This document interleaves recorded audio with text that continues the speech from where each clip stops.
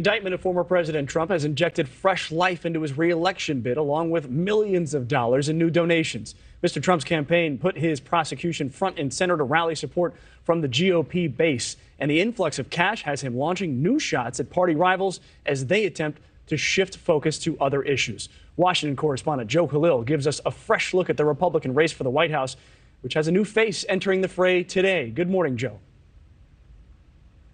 Yeah, good morning, Mitch. No doubt the former president's legal issue is certainly going to be front and center for a while, but we've got another big name jumping into the GOP race for president just this morning. Senator Tim Scott officially announcing his exploratory committee, meaning he's in the race, although not officially declared. But he joins this growing field still dominated by former President Trump, although you got almost a year until Republican voters go to the polls, so a lot could change between now and then. Remember these? He's just not ready to be president. They're back already. It may only be April of 2023, but the 24 Republican presidential campaign season is in full swing. This week, former President Trump's super PAC launching its first TV attack ads against their biggest Republican threat, Florida Governor Ron DeSantis. I think you know Ron DeSantis. The former president still has a commanding lead in most polls, more than 20 points ahead of DeSantis, who has yet to formally announce. Trump 24!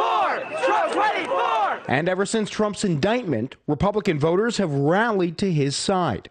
The former president now making it a focal point of his campaigning. Criminal is the district attorney because he illegally leaked massive amounts of grand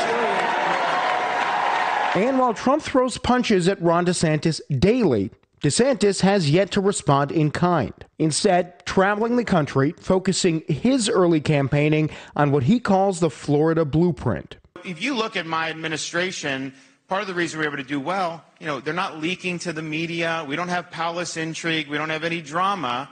It's just execution every single day.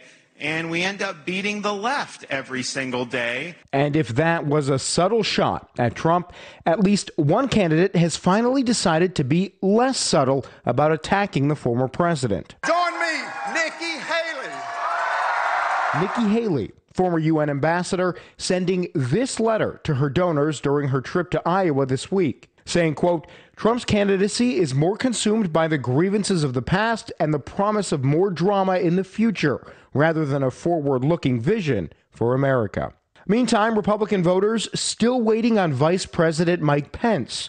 Tuesday at the University of Alabama, Pence says if he does run, he'd run on Trump-Pence policies, but with civility. I hope people would not only look at who we are, but how we sought to carry ourselves over the course of our career.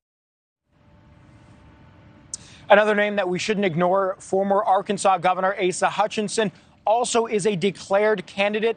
He says he's running as a true conservative and as an alternative to former President Trump, although he's not registering much in polls. So he has his work cut out for him. And, of course, Mike Pompeo, former Secretary of State. We're watching to see what he does as well. So far, no news from his team. Thank you for watching. Go to newsnationnow.com to find News Nation on your television provider. And don't forget to click the red subscribe button below to get more of News Nation's fact-driven, unbiased coverage.